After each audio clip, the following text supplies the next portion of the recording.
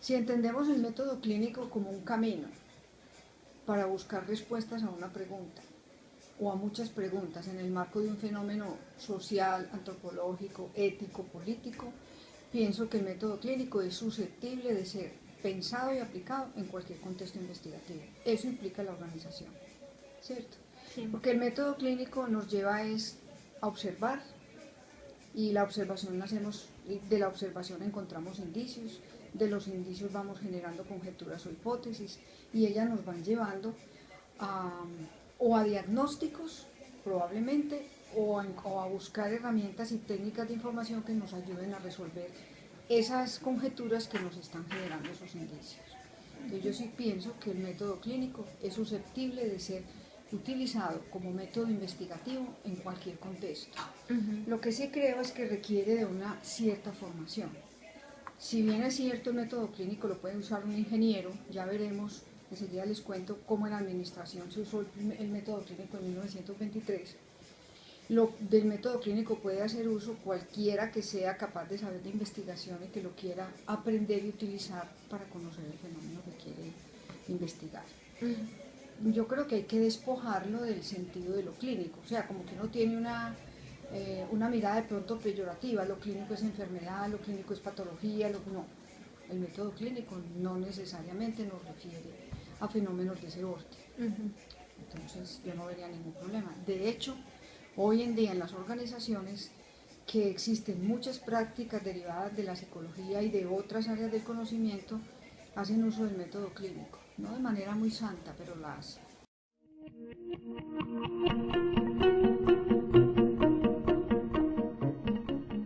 Creo que la investigación, si la vemos en el sentido más amplio, cientifista del término, ahí no cabría lo que yo estoy diciendo.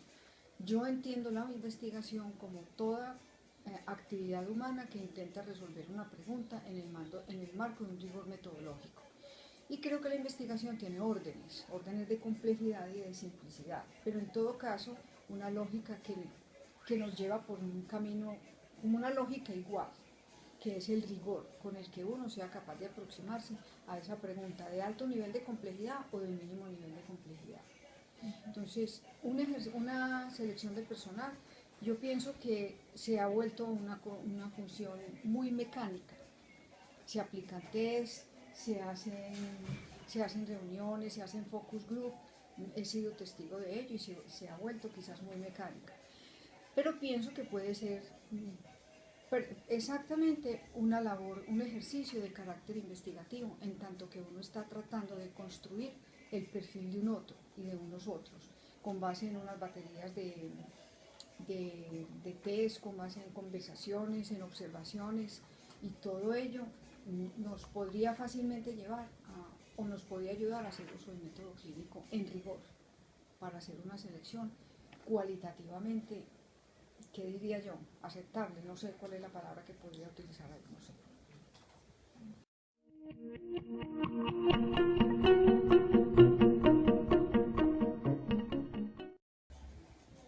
Voy a mostrarles o voy a responder esa pregunta con un ejemplo clásico que hay en el mundo de la administración y que fue puesto en la escena de la organización para resolver problemas concretos de la organización entre 1923 y 1929. Elton Mayo, que ya ustedes debieron haber pasado por allí, un doctorado en lógica, psicólogo de la Universidad de Adelaida, Australia, que vivió en Estados Unidos después de la Primera Guerra Mundial, entró a la Universidad de Harvard y desde allá se dedicó a ser asesor empresarial. Como asesor empresarial fue consultado muchas veces para que ayudara a resolver problemas de lo que entonces se llamaba la baja moral del trabajador como motivación, o el spilling industrial, que es todo lo que significaba rotación de personal, baja motivación, como 4 características que no identifico en este momento. Como buen psicólogo, sociólogo y con formación médica, lo que él hizo en parte fue una investigación experimental de la que queda un registro exactico de cómo hizo el experimento. Utilizó el método científico en el sentido pleno del término, con grupos de control. Si quieren yo les presto el texto para que miren dónde está la investigación en sus fases, de carácter investigativo completo. Igualmente hizo una investigación de carácter cualitativo. Y en la investigación de carácter cualitativo hizo uso del método clínico. Para hacer uso del método clínico, entonces utilizó dos instrumentos de información: la entrevista personalizada, hizo más de 1000 entrevistas, y la observación. Y tiene en su libro todo un registro del método clínico en la organización y cuenta cómo él hizo uso del método clínico. Esa investigación, desde el punto de vista, digamos, metodológico, es una investigación seria, bien hecha, rigurosamente planteada, aunque hay muchas críticas a ese trabajo. De otro lado, porque muchos sostienen que esa investigación finalmente arrojó datos en función de lo que el gerente o el dueño de la empresa de turno quería. Cuando uno hace una investigación para intereses de la empresa, a veces es difícil separarse ¿qué les digo yo? A veces es difícil no rendirse como a los deseos de lo que quiere el empresario, que necesita encontrar el empresario, lo que no quiere decir que siempre ocurre así. Entonces, muy importante que sepan que Mayo fue el pionero, que introdujo el método clínico en el mundo de las organizaciones, que es válido, que se pueden hacer cosas muy interesantes para reconocer y conocer fenómenos de la vida humana en el mundo organizacional, que los hay de todo orden, pero que también puede tener implicaciones éticas y políticas importantes, y que no siempre podemos estar haciendo, o podrían muchos estar haciendo investigaciones en sentido estricto con ese método, sino que a veces las ponen también al servicio de los intereses del capital, o sea, de los dueños.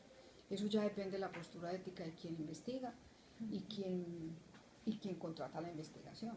Entonces yo sí creo que es posible. De allá para acá, eso fue en 1923, 1929, pero para 1950, cuando entra el conductismo en pleno al mundo de la organización y empezamos a hablar de la conducta organizacional, hay muchos trabajos clínicos. Por ejemplo, Likert, que es el que genera la escala de Likert, Likert es que se pronuncia, no sé cómo se pronuncia, la escala de actitudes. Él es el primero en empezar a medir las actitudes, y esa escala fue llevada al mundo del trabajo para medir actitudes de las personas. No solamente se utilizan instrumentos, sino también que se hace uso del método clínico. Yo sí creo que a mí me parece muy valioso. El asunto no es el método, el asunto somos quienes hacemos uso del método y las intencionalidades que van tras los usos.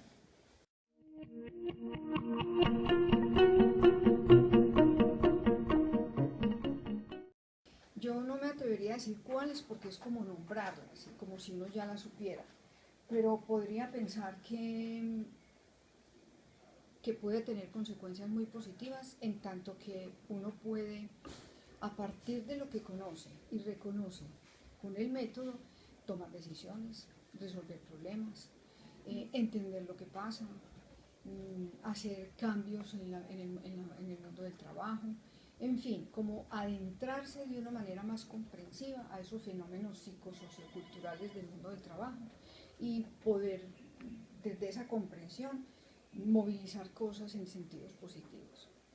También pienso que tiene muchos problemas y que tienen que ver con lo ético y también con las relaciones de poder.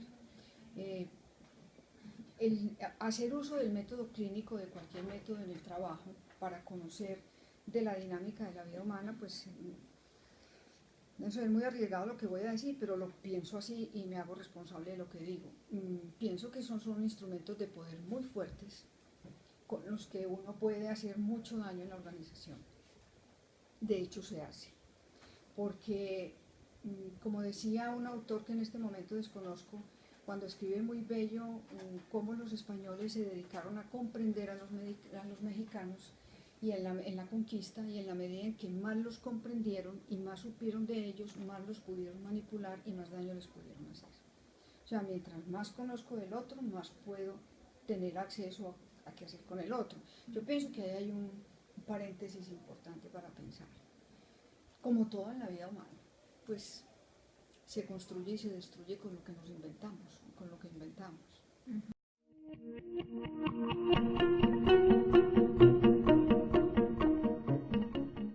Yo creo que yo lo dejaría como en lo que acabo de responder, ¿cierto? Sí, yo no diría cuáles, pero sí pienso que hay riesgos importantes.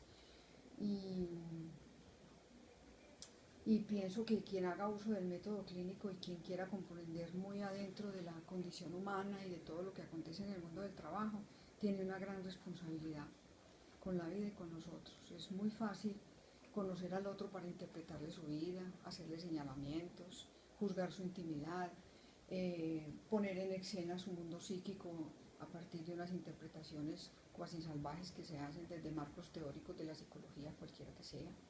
En fin, hay una cosa que quiero decir, y yo pienso que en el mundo de la organización, a mi modo de ver, se somete en muchos de los casos y más de las veces a los trabajadores a que sean observados y auscultados en su intimidad, en reuniones de grupo, con propósitos empresariales para efectos de los logros y de los objetivos organizacionales, sin que muchas veces uno tenga la oportunidad de decir: mi intimidad no la exhibo ante nadie. A veces toca exhibir la intimidad porque es el interés de turno. Todos tenemos que estar en coaching, todos tenemos que estar en la reunión y exponer los traumas en función de la eficiencia, por ejemplo. Eso me parece muy problemático, porque si yo no autorizo al otro para que entre a mi mundo interno, ¿por qué me tienen que llamar a reuniones de ese orden, donde se hace uso de no solamente del método clínico, sino de otras cosas? Queda muy dependiente como de la ética de la sí. persona. Yo sé que en el mundo organizacional ahora hay toda una corriente que defiende ese tipo de intervenciones, que le apuesta a ese tipo de intervenciones. Me cuesta trabajo respetarlas, pero lo tengo que hacer. No las comparto.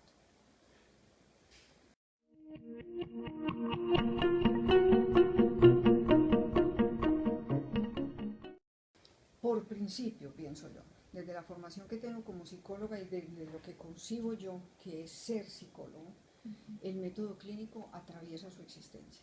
O sea, un psicólogo que no tenga en su haber y en su saber y hacer el método clínico como un medio para poder acompañar el proceso que vaya a acompañar, de grupo, individual, el que sea, pues no sé, pasó sin pena ni gloria por la carrera. El método clínico es un sello fundamental en la formación del psicólogo.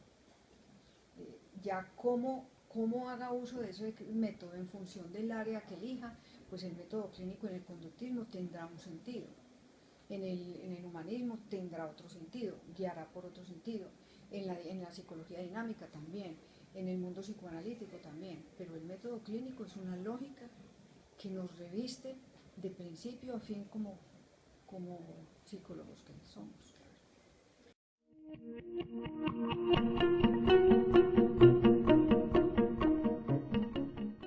Pues yo no diría que es viable, yo diría que de hecho se hace casi hace 100 años y acontece de todo, pero sí, el método clínico es un método para asistir a los problemas de la vida humana, para comprenderlos, para auscultarlos, para entender a partir de los indicios lo que hay más adentro. Sin duda el método clínico es un camino supremamente interesante para llegar al conocimiento de muchas cosas. Y sí me parece muy valioso. Claro, ¿cómo no? Pelea.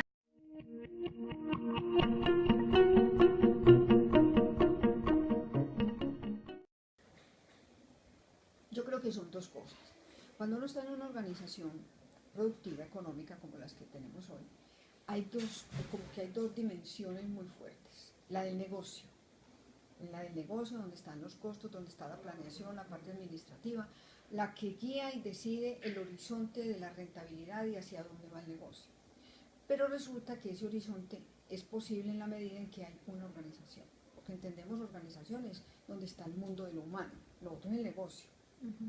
Entonces, no creo que necesariamente se les pueda poner como en el mismo nivel de que puedan reñir, no.